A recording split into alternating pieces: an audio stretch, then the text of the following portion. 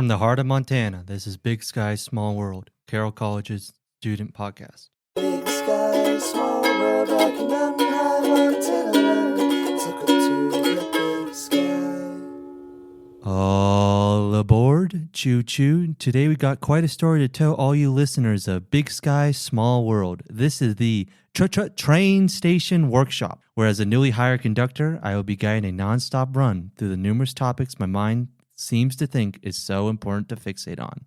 So, who will become the lucky individual to be allowed upon the train station at this third stop? Now, regardless if this guest is not here because they are pleading to be allowed in the train station, this guest did not bribe, he did not plead, he did not beg to be allowed into the train station. He is, in fact, had to be tracked down across the state of America. I know, there's 50 states. There was a lot of looking. And persuaded for 3 months straight upon the benefits that his knowledge would bring upon the masses. His time is more valuable than my Lego Halo collection. What little words that leave his mouth are layered beyond the human's mind. Oh, yeah. Mac Daddy, we're live. We're live, baby. Did I miss anything perchance, or do you think I've summed it up perfectly? Oh, you summed it up. I live in Iowa. I had a glorious past, and now I'm here. Well, you know what? That seems like you have a positive outlook on life, and I'm excited to share in that with you. Oh, yeah. Very positive. I'm very enthusiastic for this podcast. Ready to get on into it. So, folks, today we have a really good life story to tell you. Some of you listeners may be getting ready to graduate, marking a big turning point in one's life, and you could be unsure of what's next. To step beyond the boundaries of the environment that college education provides, to venture out into the competitive work world, to make something of yourself, to achieve one's dreams, to begin a new life. This long, complicated, mysterious rant is because my good friend Ian Mortensen has done just that. Having graduated with a computer science degree and other degrees, he would have to list them. He has traveled from the West Coast to the East Coast for a steady job and, more importantly, for love. Okay. That's enough. I'm just kidding about that last part. The only person who truly knows Ian motives is Ian himself. So why not figure it out right now? Hello, Ian. If you mean East, yeah, I guess Iowa is East Coast to me. I did. I graduated from college with a computer science degree, and now I have a job, which is it's an accomplishment, I guess. Took me a while to get one. Do you have any comment on that last section of the introduction, that little snippet about love? Is that true or false, the accusations with that? Oh my gosh. Yes, it's true. I do indeed have a girlfriend. She lives in Chicago. Yeah. Okay, no need to brag. Just kidding. What? No. Oh my gosh. Oh, you hear this, folks? This guy, are you kidding me? I'll be here all week. Oh boy.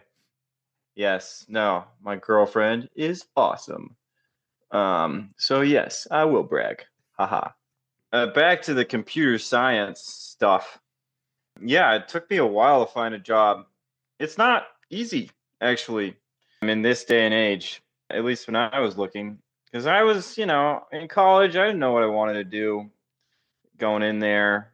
Luckily, I was at a school that you could kind of wait and see until, end of my sophomore year. And then I was like, well, I really liked computer science. But before that, I didn't know anything about computers. I wasn't like a gamer, so I was like, I don't know, I don't want to do computer stuff, but I kind of misjudged it, I guess. And I really liked the type of problem that it was solving. So I ended up being a major, but I was like a little bit late to start that thought train. I had like an adjacent internship, but I didn't really have any internships per se that were, coding in an computer science industry. I just did manual labor in the summer, and I did a coding camp, but that was it for kids. So coming out of college, I was not getting hired, and it was a tough market.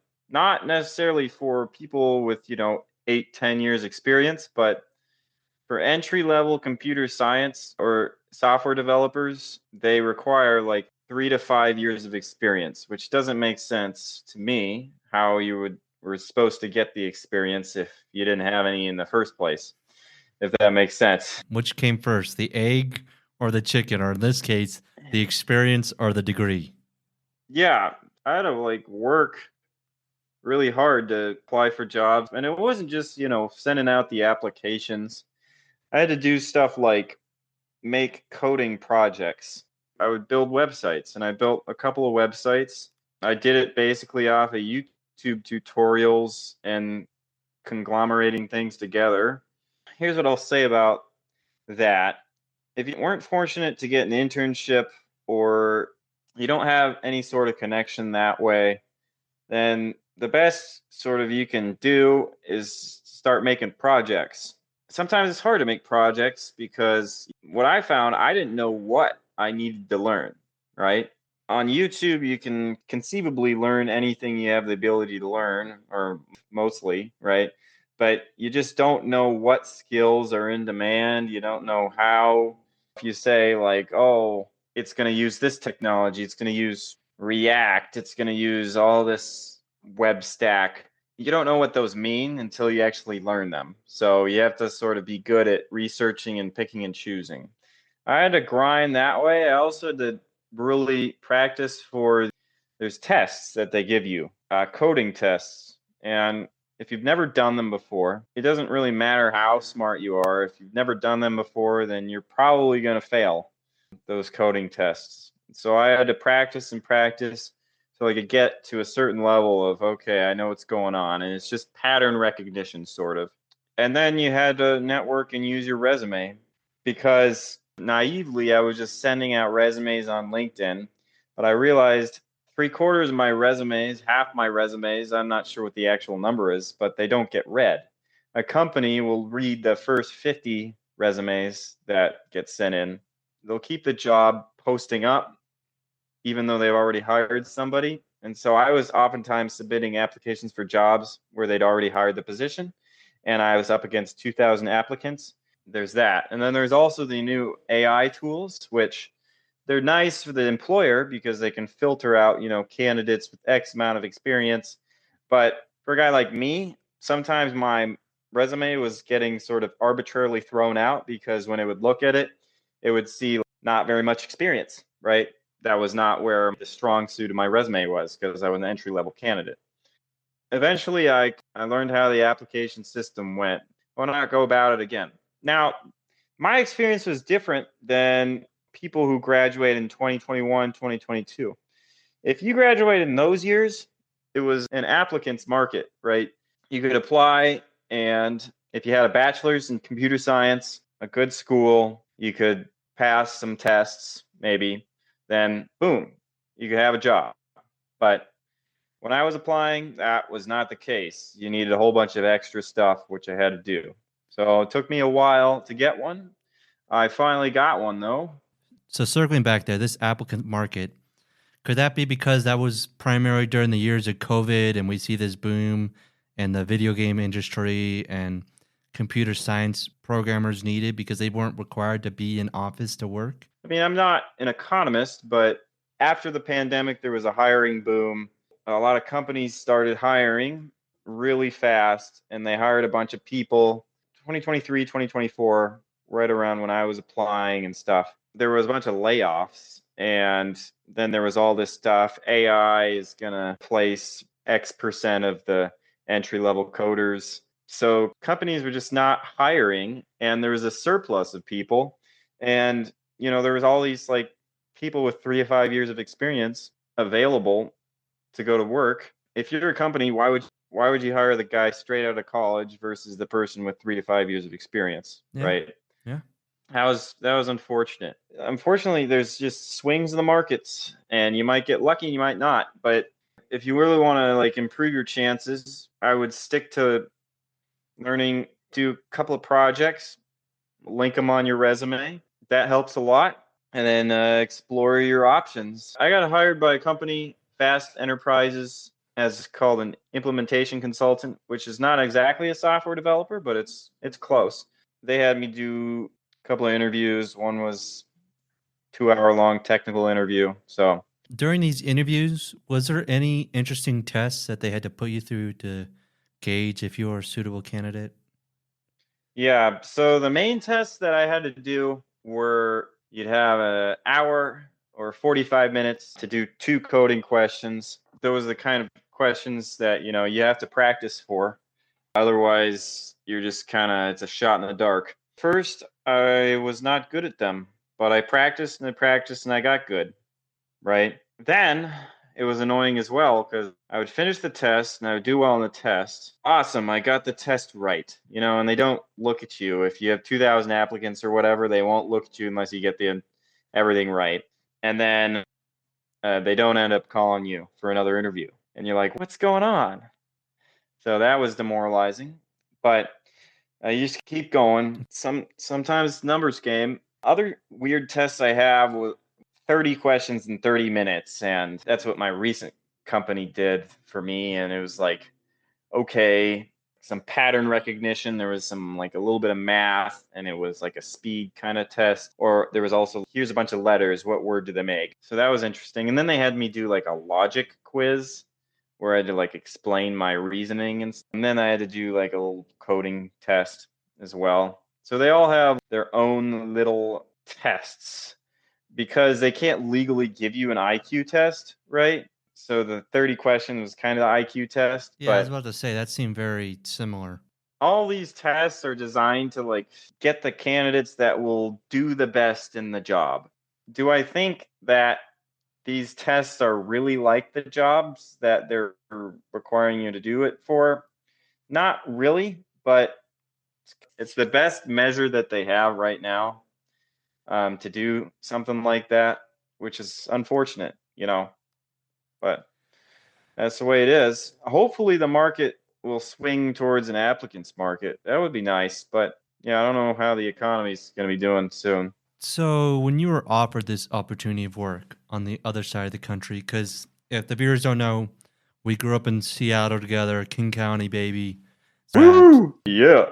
Were you relieved or dreadful about what this would mean for you, having to travel away from where you were born and Yeah. raised? Like, what was your thought process through that? I'm going to be honest. Seattle's my home, so it was hard to leave it. That's my favorite place in the world, I would say. It was hard to leave home, but that was where they got the job, and it's a good job. So, and I didn't know I was going to Iowa. I signed the contract for the position before I was going to Iowa. Of course, I could have backed out, but There was a 5% possibility he could have ended up here in Helena. Just saying. yeah, no, I could have. They have location there or somewhere in Montana. You had regions, so I picked the West and the Midwest, those are massive regions, but I could have been anywhere in there. And I got put in Iowa, which, I went to college in Minnesota, so it's 3.5 hours where I went to college, and it's 5 hours from Chicago, so I'm a lot closer than I would have been. Yeah, I mean, Chicago, you got family there. You got your future wife there. Oh my gosh. All right. That's okay. You need to be punished. He better edit that out, folks. All right. Here we go. I'm not cutting that out, by the way. No. Because oh my gosh. I need evidence of you threatening violence against me. So when I get beat up. Maclain, she wants to listen to the podcast. What was your personal experience of having to travel and find yourself in a new state to live in? I know you talked about it kind of like you love Seattle, but now that you're in Iowa, how are you adjusting to that new environment? When I got here, it was negative 10 degrees. So that was fun. I took a walk just around, and the wind was blowing. That was really cold. I was honestly pleasantly surprised by Des Moines. It's a nice city. And I think it'll be even nicer when it gets green, right? Yeah, because you moved in the winter. Wow, I forgot about that. obviously it's very different. And I didn't have a car until today. So what they do in Iowa is everything's kind of far away. All the stores that you kind of want, there's shops and stuff near me. And there is like one grocery store. All the stores like Target and Barnes and Noble, that sort of stuff. They just basically took a cornfield out of the city and just put acres of cement there and built a mall. And then that's where they have all of their shopping districts. So I didn't really like that. Still don't like that, but now I have a car, so maybe it'll be okay. Other than that, I've been trying to get settled into my apartment. I got a nice couch from the Salvation Army. My mother got me a $50 couch, and this thing is awesome. It's broken in. It's great. Barbecue, not yet, but I went to this German restaurant. It's called Hessenhaus, and they gave me a giant leg of meat, and it was awesome. That was my first night in Des Moines. I just ate a giant leg of meat. I've been to an English pub that was good. Yeah, I know you don't like the English. Honestly, I'm doing fine. Really, I was just trying to get the hang of my job because it's a big learning curve. Mm-hmm. Cool, Yeah. cool. Last question of the day. Oh, Is there any advice you would give to those currently feeling a sense of hopelessness in the job market or despair in regards to the prospect that one's life would have to be completely uprooted to work within their field of study? here's what I would say for the first point: a sense of hopelessness in the job market. Number one, practice, doing like I did those projects, practice for the tests. That's the boring stuff. Number two, dance. Make a banger Spotify playlist. And whenever you're like, get rejected, just dance to something that you love, like Every Time You Touch or Celine Dion. Okay. Those are awesome. What about some Gaga and Sia? Oh my gosh, Gaga, yes. Sia, of course. Por supuesto. Yes, Gaga is awesome. Love the fame Monster. I love the Alejandro, don't talk Yeah. to me. I know that we are young and I know that you may love me, but I just can't be with you like this anymore, Alejandro. Dun dun dun dun dun dun dun dun dun dun dun dun. Yeah. That's the outro right there. Well, Ian, I just wanted to say thank you for your insight, and I hope all is well in the corn state of Iowa. I bet they have pretty good carrots there, huh? Yes, carrots. Yeah, actually, funny story. I've been eating carrots, long carrots recently, and the other day my coworkers thought I was really weird because I forgot my spoon for my yogurt and I just used my giant carrot. Was I supposed to be offended by that? What do you The mean? carrot state? I don't know. I don't thought know. that was a funny humor Yeah. that you're expecting a carrot, like a corn joke, and Yes. then I just threw the Yeah. carrot in there. Okay. I got it. Do you eat carrots Yeah. the long way or the horizontal way? Who eats them the horizontal way? Hey, what are you? Oh my gosh. Like a little beaver. That's like a little beaver. Yeah. Took her to the big sky. Big Sky Small World is sponsored by the Carroll College Communication Center, helping the Carroll and Helena communities with presentations, multimedia, and podcasting since 2020. Find us in the library or email Director Alan Hansen at ahansen@carroll.edu.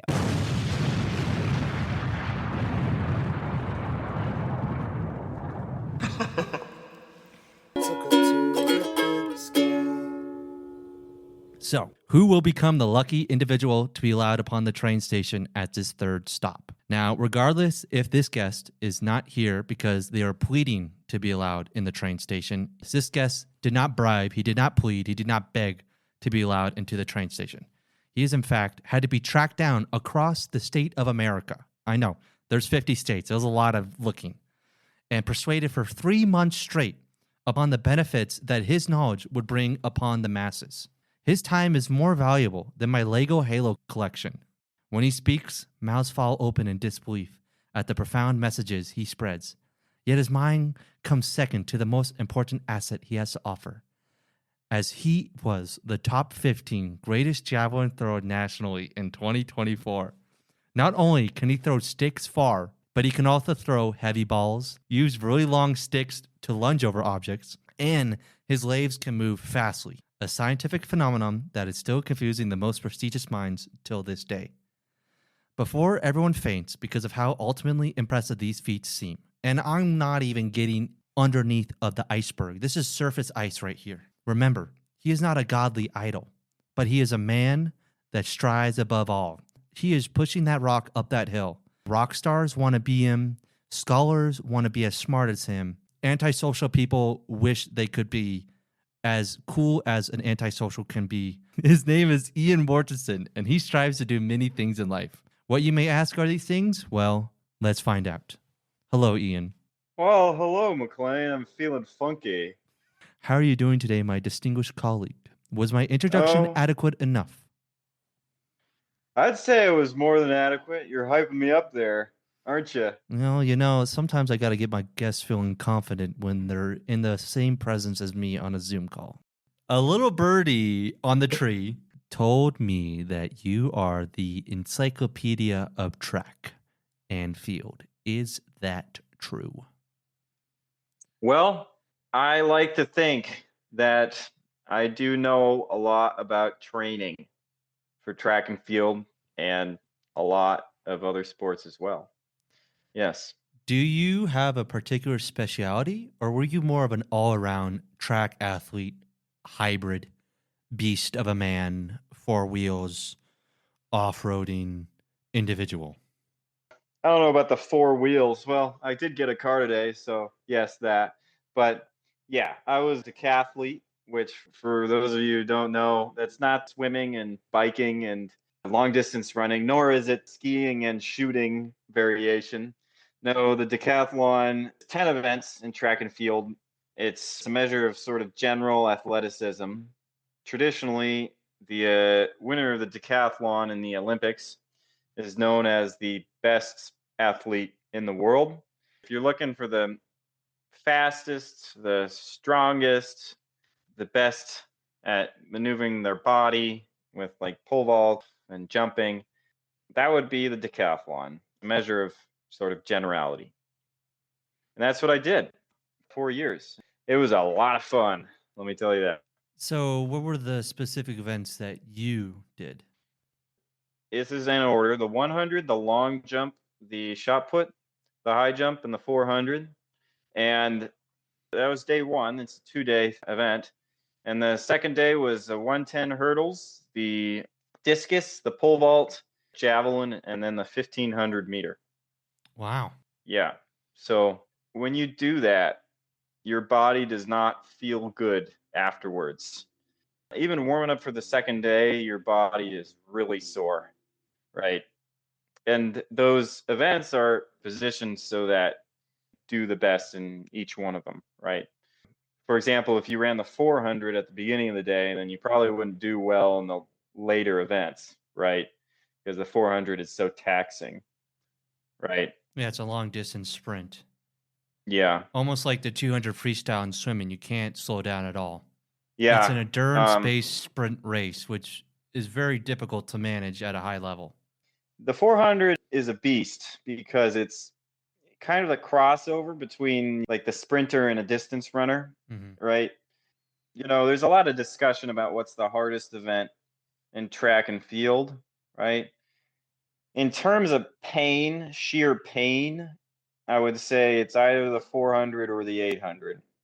Longer events like the 5,000, now that's dealing with discomfort, but pain, that's got to be the 4 or the 800. It's interesting that sprinters can be good at it, and so can 800 runners as well, can be decently fast. But how do you prepare adequately at a high level where you're competing with nationally as a decathlete? so I'll go through sort of my journey. I got to college. I was good at the javelin. They're like, do you want to be a javelin thrower only, or you might be able to do the decathlon as well. So I'm like, yeah, that sounds great. I'll do the decathlon. I like to sprint. I got into it and I was having fun, but I got injured in the pole vault. Had sort of this lower abs groin injury, kind of the motion that you do when you kick a soccer ball. Yeah. That would have been very painful for me. So that was kind of the area in the abs. I had that injury, and the thing with me is once I'm have adrenaline, I do not feel pain or I don't notice. So I never would feel when I got injured, except for the injuries I got later. I'll get into those. This sports hernia, that's what it is, was a nagging injury that affected me my entire career. I had other injuries as well, like 3 hamstring pulls. Once your hamstring is pulled, it's vulnerable. Again, that wasn't fun at all. So basically, every indoor season, I was hurt.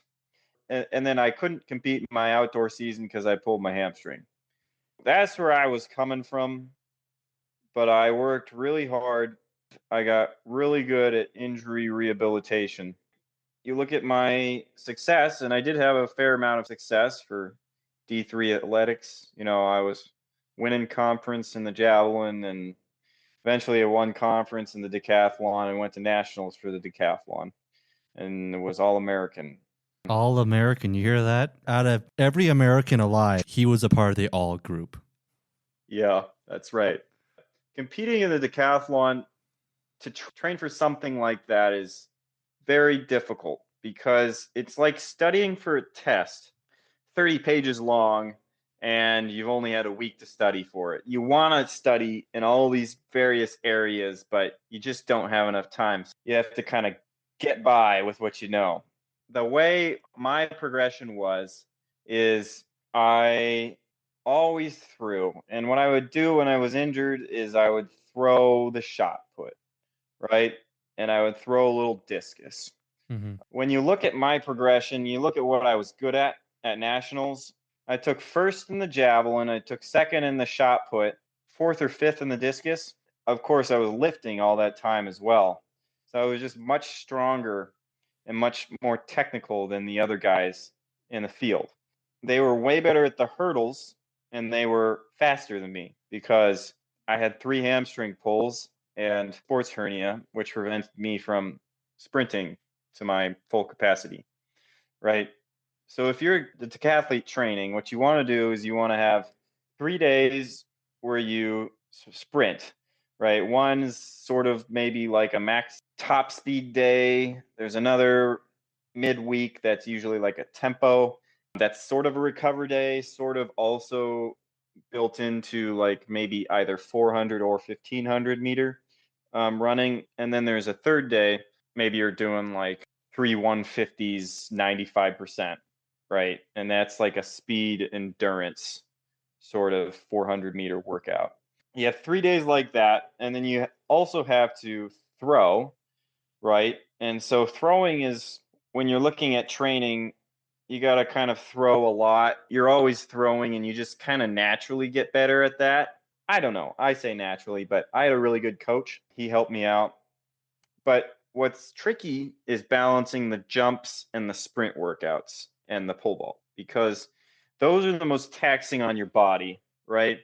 Long Yes. jump and high jump are very taxing on your body. So we'd usually hurdle on Wednesday and then do like a longer workout because hurdling, you could strain your hamstring after that.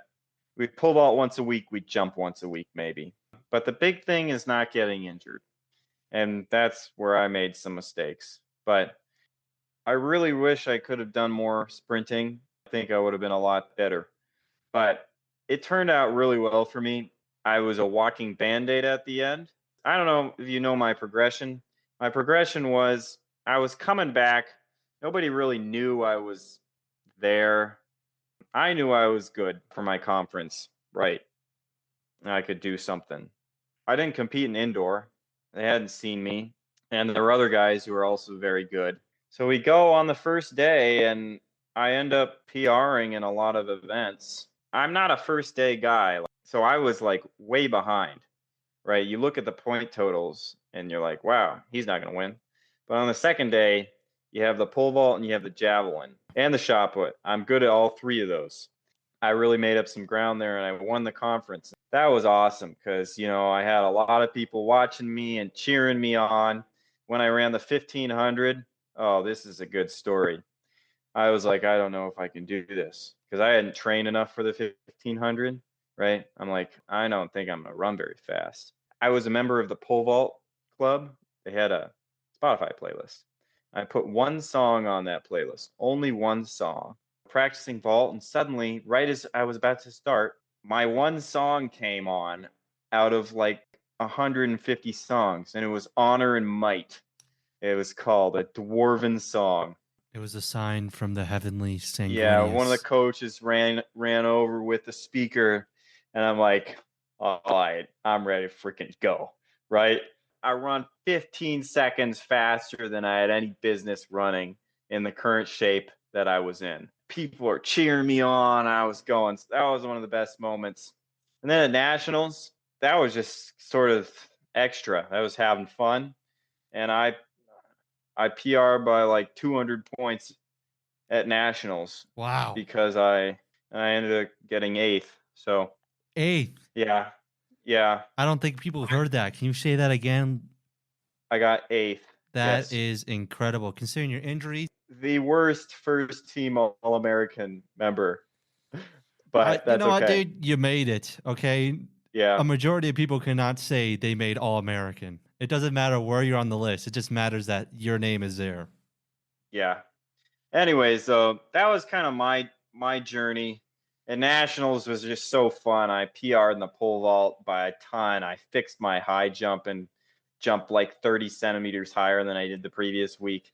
Well, you're talking all this stuff. Let's put down some statistics, baby. Like, what are we talking about here? You want statistics? Well, I scored 6,525 points at conference, and then I scored 6,760 something in Nationals. For reference, that's a point total. Most people don't really know what that means. My first decathlon, I scored 5,342, I think. I ended up improving by 1,400 points, which is a lot of points to improve by. I mean, what's our pole vault looking like here? I pole vaulted 14 and a half feet. Oh my God, that's like what is a story? A story's like 12 feet? Pole vault was nice because I was naturally good at it. Before my sophomore year, that summer, I did a pole vault camp and I learned it. Then I was just kind of good for a decathlete at pole vaulting.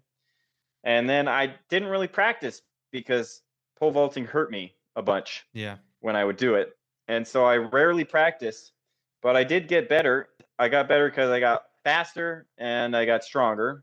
I had some fundamentals that I was good at. But I think if I could have practiced pole vaulting, I think I would have been over 15, definitely. I mean, you're right there. You're on the cusp. That's achievable. I had more to give there. But when you're training for all this stuff, it's hard to prioritize things. So you got first in javelin, and you're a really good javelin guy. What's the number there? I threw 57.04 in the javelin. I didn't really improve over the course of 4 years in the javelin. That's 187 feet. That's insane. Bro is literally like Achilles in that scene where Brad Pitt throws the spear at the guy. I would have liked to have improved more in the javelin over the course of my time, but I didn't practice javelin because when you do the decathlon, it's easier to improve in the events that you're not good at than to improve in the ones you're best at. So I would only throw the javelin in meets primarily. So I didn't really improve dramatically from my freshman year to my senior year. Whereas in something like the pole vault, I dramatically improved. In the high jump, I dramatically improved. To what? And in the shot put, I went from jumping like 5'2", 5'3", to jumping 5'11 and a half. Shot put, I went from 9.5 meters, 12.98, almost 13 meters. So. Oh my God, 42 feet and a half. Wow. Yeah. And that's with the 16-pound ball, which is about the same as a cannonball used in the pirate Yeah. ages. In terms of a decathlete compared to the other guys at nationals, I was just way stronger Yeah. than a lot of them in terms of gym strength. They were faster than me, but if you look at my power clean and my bench press, that's where I kind of excelled. I'm not like super big, but No, you're a pretty well-stocked guy. You're not like puffy. You're very slim. obviously any shot putter would at the collegiate level would have, Yeah, but those guys uh, are upwards to like 300, 275, right? That's what they yeah, train. They train to they're throw heavy and definitely big. And you're yeah. you're a decathlete, so you have to be more all around. There's on the track and on the field training, which is your sprint training, and then you're actually practicing your events. There's other stuff like lifting that you can do to improve, right? And whether lifting helps you, it kind of depends on the athlete. I would say for most people, it helps. There are like world-class sprinters who don't really lift, right? I started power cleaning, and that really helped me, like Olympic lifts. Okay, I know this may be somewhat off topic, but can you please tell me from your own experience the story of when Kaya, Henry, and Alejandro came to visit you at Carleton College during your track season? Oh Lord. So these son of a guns decided to drive over 1,000 miles without telling me to visit me. They start putting up posters of me, just like tagging them on random bulletin boards. They put one in the church on the altar.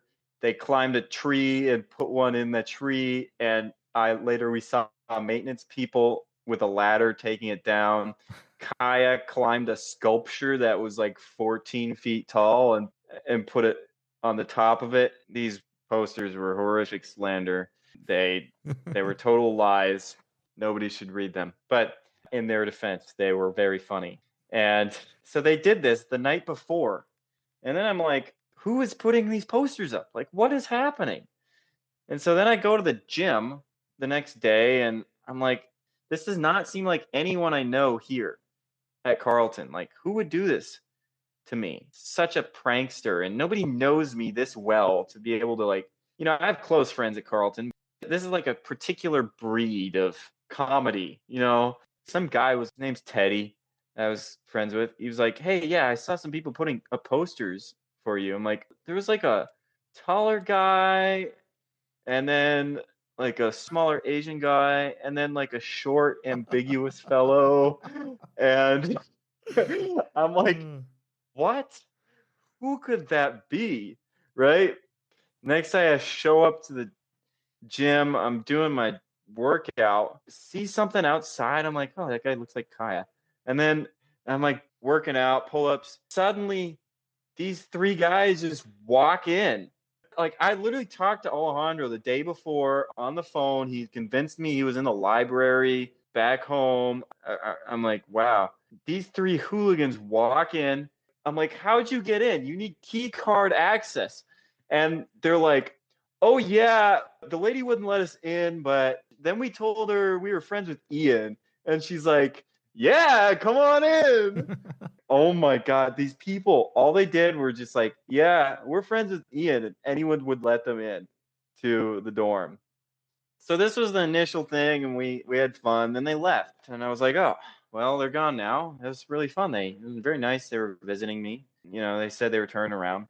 2 days later, they showed up again, and there was a tent on top of my dorm room. My dorm room was 7 stories high, right? And you were not supposed to be on the roof, okay? And they just pitched a tent there and then went to the club fair, okay, and signed me up for all these clubs. Like, suddenly I was on the non-binary club and then the women's ultimate club and acting club, and I was on all of the club email lists, right? And then Kaya, he went to the Gym Bro Club. They had a pull-up bar. He's like, oh, how do you use this thing? And the guy's like, oh, you just do pull-ups. He's like showing Kaya how. I don't know if our listeners know, Kaya Conway is like, he's probably one of the strongest people pound for pound that I know. Easily. Every day of high school, woke up at 5:30 down more. I don't know what gets. I joined him, man. Me and Kai were on that grind. Oh yeah, you and Kaya. Yeah, so you witnessed, and they would go on the gym and work out. Kaya walks up to the pull-up bar. You know, Kaya's jacked. The guy's looking at his arms. He's like, "Oh yeah, I'm ready for this guy to do some pull-ups." Kaya hops up there. They're making a scene at the club fair, and people are watching. Kaya hops up there, and he's like, "What do you do? What do you do with one of these?" And the guy's like, "Oh, you just pull yourself up." And Kaya like starts to pull himself up, and his feet are kicking, and he's like, I can't do it, man. I can't do it. Why is this so hard? And he's like jacked too. And the guy's looking at him. He's like, oh, this guy's not as strong as I thought. Kaya's just messing with. Yeah, it's really funny. He was straining. Sign me up for all those clubs that I didn't need to be on the wait list for. Could not even join if I, could. And then Felix and Alejandro actually came back the next year. I did not know that. I'll have to pay you a visit like that someday. Well, Ian, any last words? Any last words? Well, thank you very much, Maclain. It has been a pleasure on this podcast. And if you made it this long in the video, you're probably a very interesting person. Choo choo! Choo choo! Choo choo! Hey, choo choo! Choo choo! Chugga chugga choo choo! Yeah! Train station, ladies and gentlemen. Big sky, small world, like a mountain high mountain alone. Took her to the big sky. Thank you for tuning in to Big Sky, Small World. Theme music is by Alex Coulter. Please follow and leave comments on Instagram at bigsky.smallworld. Tune in next week.